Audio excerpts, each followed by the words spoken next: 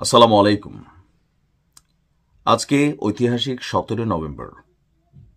আজকে দুপুরের দিকে জুলাই আগস্ট আন্দোলনের ঘটনার দুইটা মামলায় শেখ হাসিনা এবং সাবেক স্বরাষ্ট্রমন্ত্রী আসাদুজ্জামান খান কামাল এই দুজনের মৃত্যুদণ্ডের রায়ের ঘোষণা এসেছে।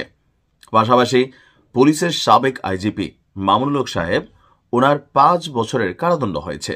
তো আজকের ভিডিওতে আমরা একটু জানার চেষ্টা করব যে এই রায় নিয়ে আপনাদের প্রতিক্রিয়া কি, কমেন্টে লিখতে পারেন। আমি বাকি অংশে যাচ্ছি।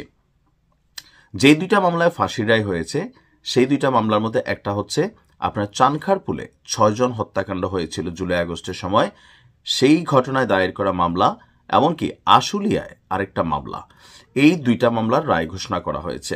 তো এখন পর্যন্ত শেখ হাসিনার নামে অনেক শত শত মামলা হয়েছে, আর ম্যাক্সিমাম মামলাগুলোরই প্রধান আসামি তিনি।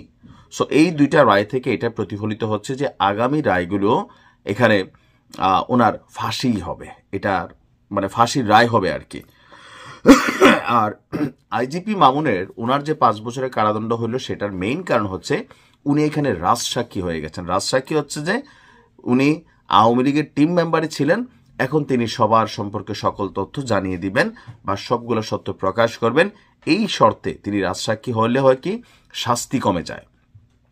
শাস্তি বাস্তবায়ন কবে হবে, কিভাবে হবে, সেটা অনেকটা আকাশ কুসুম কল্পনা টাইপের বিষয়। কারণ বাংলাদেশে আপনি দেখেন যে সেই মিন্নির যেই ফাঁসির রায় আমার নিউজ জগতে শুরু হয়েছিল ওইখান থেকে এখন পর্যন্ত মিন্নি আপনার জেলে আছে।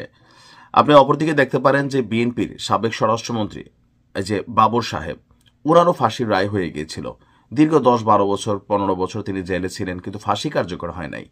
তো এরকম পারসেপশন থেকে স্পষ্ট বোঝাই যায় যে শেখ হাসিনার ফাঁসির রায় হয়েছে। প্রথমত তিনি বাংলাদেশে নাই, তিনি ভারতে আছেন। ভারত জীবনেও তাকে বাংলাদেশে ফেরত পাঠাবে না। সো এই রায়টা খাতা কলমেই কার্যকর থাকবে। প্রকৃতপক্ষে উনি দেশে আসবেন, ওনাকে ফাঁসিতে ঝুলানো হবে, এই কাজটা ভারত কখনো হতে দিবে না। আর যেই সরকারে যিনি থাকবেন এটা একটা হিউজ চ্যালেঞ্জিং বিষয় থাকবে। এটা এত সোজা বিষয় না কোথাও না কোথাও, যেহেতু তিনি শেখ হাসিনা। এখন এই রায়ের পর আওয়ামী লীগ, যুবলীগ, ছাত্রলীগ বা বিভিন্ন অঙ্গ সংগঠন তারা কিন্তু ব্যাপক প্রতিক্রিয়া জানিয়েছেন।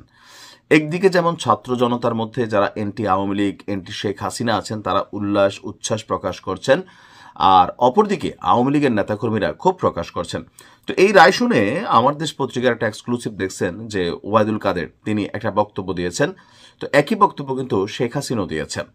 বক্তব্যটা হচ্ছে যে এই রায়গুলো পূর্ব নির্ধারিত, এমনকি এই কোর্টকে ক্যাঙ্গারো কোর্ট হিসাবেই বলা হয়েছে। যদিও এই কোর্ট সম্পর্কে এই কোর্টেই আপনার অতীতে মুক্তিযুদ্ধের যারা অপরাধী ছিলেন বা পলিটিক্যাল যারা টার্গেটেড ছিলেন কয়েকজন, তাদেরকে কিন্তু ফাঁসির রায় কার্যকর করা হয়েছে। আবার ওই রায় যখন প্রথমে দেওয়া হলো এই ফাঁসি কার্যকরের জন্য জামাত নেতাদের যাদের ফাঁসি হইল, গণজাগরণ মঞ্চ গড়ে উঠেছিল, নিশ্চয়ই আপনাদের খেয়াল আছে। সেই গণজাগরণ মঞ্চে 2-3 জন ব্যক্তি যারা জামাত নেতাদের ফাঁসিতে ঝুলানোর পিছনে সবচেয়ে বেশি ভূমিকা রেখেছেন। এর মধ্যে হচ্ছে ডাক্তার ইমরান সরকার এবং আজকের দিনে জামাতের যিনি গুরু ডাক্তার পিনাকি ভট্টাচার্য।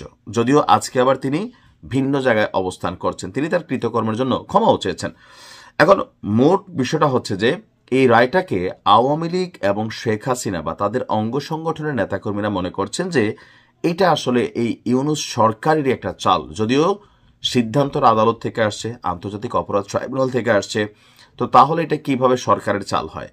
তো এখানে অনেকগুলা পুরোনো জিনিস উঠে আসছে, যেমন স্কাইপ কেলেঙ্কারি, নিশ্চয় আপনাদের খেয়াল আছে। আমার দেশ পত্রিকা আওয়ামী লীগের সময় এই একটা ফোন কল প্রকাশ করেছিল যে কিভাবে রায়গুলোকে পূর্ণভাবে আগেই মানে একদম সর্বোচ্চ পর্যায় থেকে বলা হইতো যে এইভাবে এভাবে হবে, কিন্তু দৃশ্যত এখানে আইনজীবী থাকবে, বিচারক ওইটাই করবেন যেটা সিস্টেম চায়।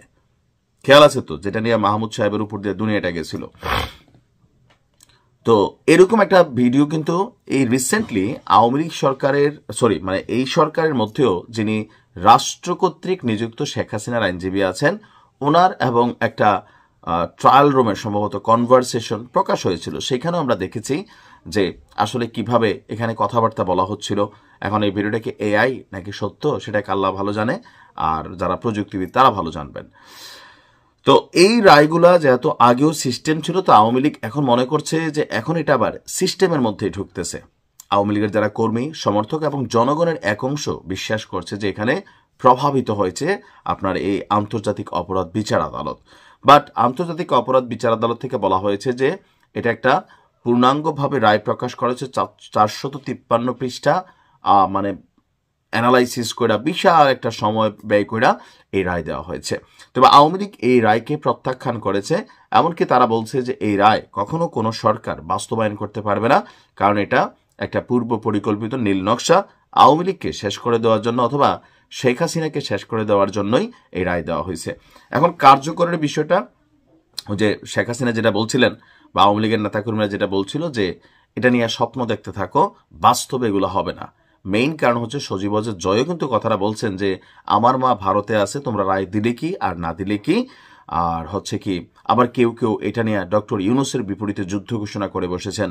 আপনারা দেখছেন নিশ্চয়ই যে বিভিন্নভাবে গ্রামীণ ব্যাংক এবং সংশ্লিষ্ট প্রতিষ্ঠানগুলোকে 32 যেমন বুলডোজার দিয়ে বারবার গুড়িয়ে দেওয়া হচ্ছে বা নিয়ে আসার চেষ্টা চলছে, গ্রামীণ ব্যাংকও বুলডোজার দিয়ে গুড়াই দিবে। এখন রায় কি ডক্টর ইউনূস দিছে নাকি আদালত দিছে? আদালত দিছে, কিন্তু ওনার উপর রাগ কেন? আওয়ামী লীগের কর্মী সমর্থকরা মনে করছে যে এগুলার পিছনে উনি সবচেয়ে বড় ভূমিকা রাখছেন। আর জামাতের যেই কি বলে যে উচ্ছ্বাস উল্লাস, সেটার মেইন কারণ হচ্ছে ওই যে তাদের যারা নেতারা, তাদেরকে যুদ্ধ অপরাধের দায়ে যেই ফাঁসি দেওয়া হয়েছে, সেই ফাঁসির রায়টাও বলা হয়েছিল যে সেটাও একটা প্রভাবিত রায়। তো এরকম সবকিছু মিলিয়ে আপনার একটা প্রতিক্রিয়া চলছে। আর এর মাঝখানে আমরা দেখলাম যে ধানমন্ডি 32-এও আজকে আপনার বুলডোজার পাঠিয়েছিলেন পিনাকি, এবং তার যারা সমর্থকরা আছেন সেখানে গেছেন। তো আমি আজকে দেখলাম যে পুলিশ, বিশেষ করে ডিসি মাসুদ সাহেব, তিনি যথেষ্ট বিচক্ষণ একজন ব্যক্তিত্ব। এমনকি আমরা আমাদের সেনাবাহিনীর কিছু বক্তব্য শুনছিলাম। তো সেখানে জনগণের মধ্যে, জনগণ বলতে যারা এন্টি আওয়ামী লীগ জনগণ বা এন্টি শেখ হাসিনা জনগণ, তারা সেখানে গিয়েছিল 32-কে আরেকবার ভাঙার জন্য। থাকে না যে আপনার এখন এই 32-এ যাওয়া মানে একটা বিষয়। তবে আজকে পুলিশ এবং সেনাবাহিনী যথেষ্ট পেশাদারিত্বের, ধৈর্যের, সংযমের পরিচয় দিয়েছে। একটা পর্যায়ে তারা লাঠিচার্জ বা সাউন্ড গ্রেনেড নিক্ষেপ করতে বাধ্য হয়েছে, কারণ যারা এখানে গিয়েছিলেন অনেকেই একটু সহিংস মেন্টালিটিতে ঢুকতে চাচ্ছিলেন। পুলিশের এবং সেনাবাহিনীর সাথেও তারা ইটপাটকেল নিক্ষেপ করতেছিলেন। তো স্বাভাবিক প্রটেস্টের জায়গা থেকে পুলিশ এবং সেনাবাহিনী ধৈর্যের সাথে বিষয়গুলা মোকাবেলা করেছেন। আর এছাড়া সারা বাংলাদেশের বিভিন্ন জায়গায় আমরা দেখছি যে আপনার প্রতিবাদ, প্রতিরোধ আওয়ামী লীগের পক্ষ থেকে, এমনকি নতুন কর্মসূচিগুলো অনেকে অনলাইনে ঘোষণা করছেন। তো এই পর্যন্ত দলগতভাবে বিএনপির প্রতিক্রিয়া হচ্ছে খুবই সুন্দর একটা রায় হয়েছে, জামাত তো খুবই খুশি। আর অন্যান্য দলগুলোর মধ্যে আসলে ওই রকম বিবৃতি আসে নাই। আর আন্তর্জাতিক মহলে এটার প্রতিক্রিয়া কি হয়েছে পরের ভিডিওতে জানাচ্ছি। ভালো থাকুন।